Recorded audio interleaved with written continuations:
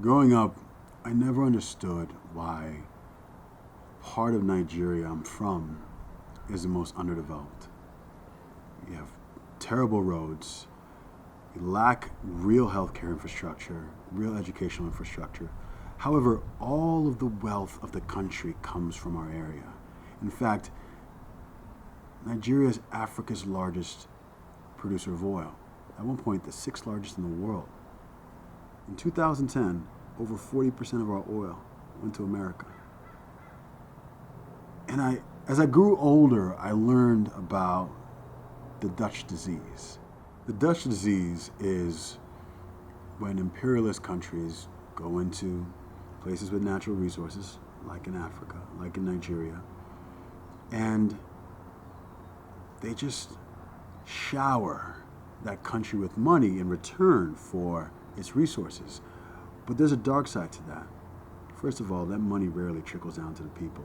Second, before that discovery of whatever resources, oil in this case, there's a vibrant agricultural sector that's growing that involves the actual people who are building sustainable lives. I mean, before they discovered oil in Nigeria, Nigeria was the largest producer of palm oil and peanuts in the entire world. In the entire world. Now it's Indonesia and Malaysia. But why? Why did that happen? Because what ends up happening is all of the money and attention goes to the oil and gas industry and away from those sectors, and those sectors never develop. But who gets the raw end of the stick is the people, because that money doesn't trickle down to them.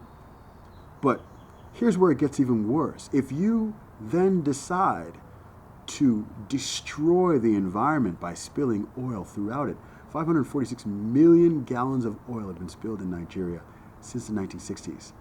Then you poison the land, you poison the lakes. That beautiful flora and fauna that was full of sharks and monkeys and beautiful mangroves is all dead. That means the common man now has to subsist on handouts. And what does that do?